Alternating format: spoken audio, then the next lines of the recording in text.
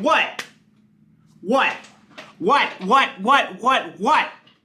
Yeah, that is right. 3 for 3 jackasses. 3 for 3, 3 for 3, 3 for 3. I called it. I called Aspinall, I called Belal, I called Paddy by total domination, and I was right. And yes, I'm here gloating, and yes, I'm here bragging, and yes, I am proud of the calls that I make because I got it. I got it right. I never doubted it for a minute. 10 days before UFC 304, I made those predictions. And all you guys, you were like, oh, Paddy's gonna get pieced up by Bobby Green. Oh, Curtis Blades is beating Tom Aspinall. Oh, Belal Muhammad has no chance. What happened? What happened? That is right. That is right. That is right. I was right. Never doubt ultimate punching again. I mean, I've had a few wrong calls, I'll admit it. But I always get the Muslim fighters right. Every single time. I always do. So, yeah, suck on that. Now let's get to what this video is really about. What is next for Belal Muhammad? What is next for Leon Edwards? What is next for Paddy the Baddy? Those are 3 topics that I want to discuss today. What do you guys think is going to happen with these guys? Let me know in the comments. But before I get into the video, if you wouldn't mind, hit the like button, hit the subscribe button. Helps with the YouTube algorithm, helps grow the channel. Now for Leon Edwards, Dana said in the post-fight press conference that he needs to rest up a little bit, and then, you know, we'll see what happens next. So my guess is Dana White is probably going to sick Shavkat Rakhmonov on Belal Muhammad to try to get him out of a title picture as soon as possible. You saw when Dana wrapped the belt around Belal's waist, he was not happy. He was not happy at all. You know, he looks at it, and he even made the comment that it wasn't a barn burner. I actually really enjoyed that fight. I liked the grappling exchanges, and I thought Belal was winning on the feet. So I thought it was good. It's just one of these things that Belal doesn't have a lot of KO power from the looks of it. So, but he dominated at least 3, maybe 4 out of the 5 rounds, right? So that's what happened. And so my guess is, you know, if I'm Dana White and I don't want Belal as champion, I'm going to try Shavkat. Because Shavkat is probably the scariest dude in there. Young. But from what we saw, like, Belal might be able to beat him, right? Like I've said from the very beginning, Belal is a game plan master. That is his superpower. Like, I've said this before, and I'll say it again.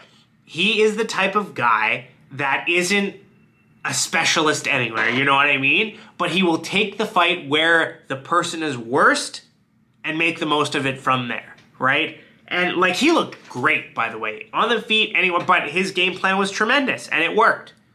So, it's one of these things.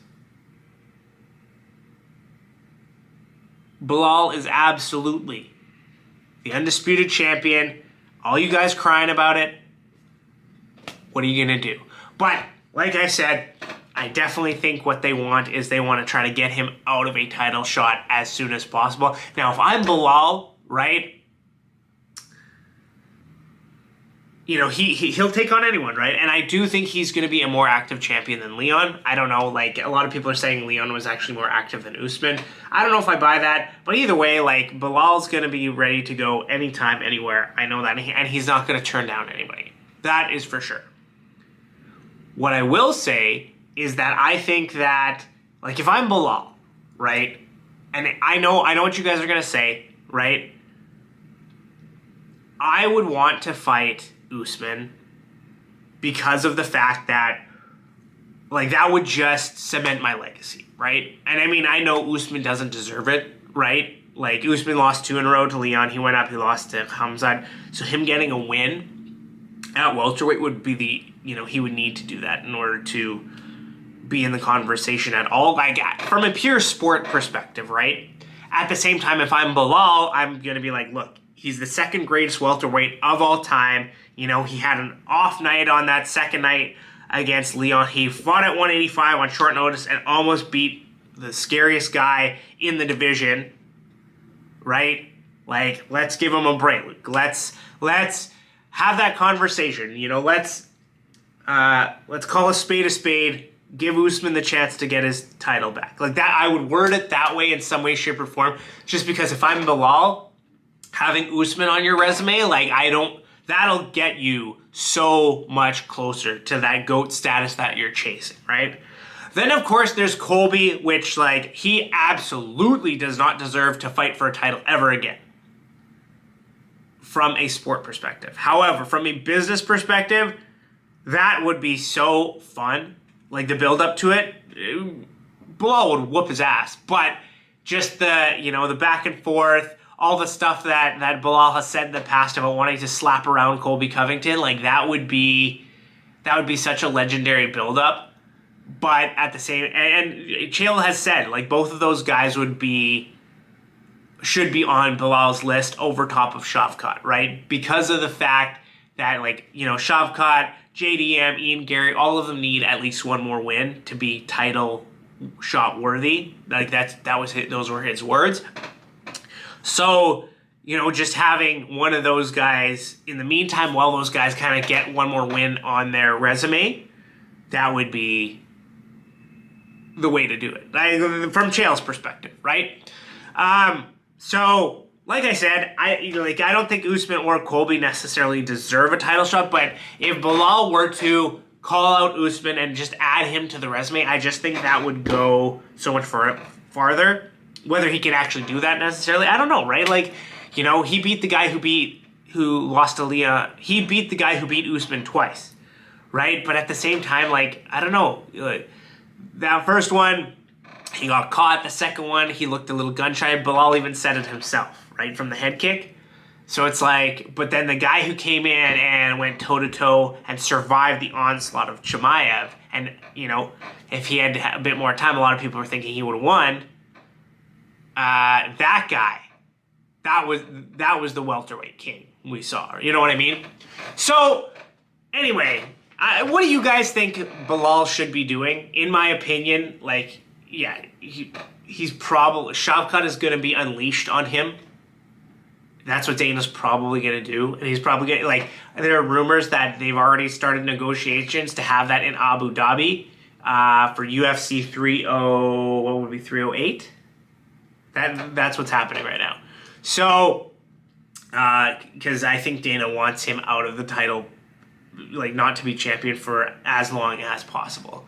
But, like I said, Belal is a game plan master. So if there's someone who can find a weakness of Shavkat and, expose it, it's probably Belal. I said what I said. Now, moving on to Paddy the Baddy. So, first of all, a lot of you guys thought that Bobby Green was going to piece him up. I was right. Once again, I was right, so suck on that. But now he's top 15. So the question is, where does he go and what is his trajectory to a title shot? Chael said 2 more fights and he'll get a title shot. I don't know if I agree with that. We're going to see. But what I will say is that he kind of called his path. He kind of called for what he thinks would be the path, his best path towards the title shot. And let me just tell you, like, here is where first of all, I think he truly can contend with almost anybody in lightweight. I think there's a few people whose styles would really cause him problems. Like, I think Jalen Turner would be tough because he does have that, like, he's got that sniper and that KO power, and, like, Paddy's striking's gotten so much better, but he still gets hit, right? So it's one of these things, like, I just think Jalen Turner would be a tough test. But if Paddy can get a hold of him, I think he can dominate him on the ground, right? So, but Jalen Turner, I think he could do well against. I think he could do really well against Renato Moicano. Like, comparable on the ground. I think Paddy has an edge on the feet. Benoit Saint Denis and Rafael Fiziev, I think those would be really, really tough fights for him. Just because, like, there's a lot of power there. Both of those guys really do, like, march forward. They hit hard. I don't think Paddy would have an edge anywhere over Benoit Saint Denis or Fiziev. Maybe in the grappling with Fiziev, but that both of those would be incredibly tough fights for Paddy, I think. But I think he beats Dariush. I think he beats Dan Hooker. I think he can beat Michael Chandler. So all of those guys, if he goes on and faces off against any one of them, I think he has a really, really good chance of at least getting up to the top 5. But, like I said, Fiziev, I think, is a really tough test. I think Gamrot, he has a really good chance against, too, if I'm being totally honest. But, yeah, and Gamrot, well, that was kind of, nah. Yeah, so I think Gamrot, he would have a really good chance against, too. I just think the level of intensity with Benoit Saint Denis and Fiziev, it might be just a bit too much for Paddy, But you never know. So that's the way I see it. That's the way I see him moving forward. That's the way I see him getting closer to the title.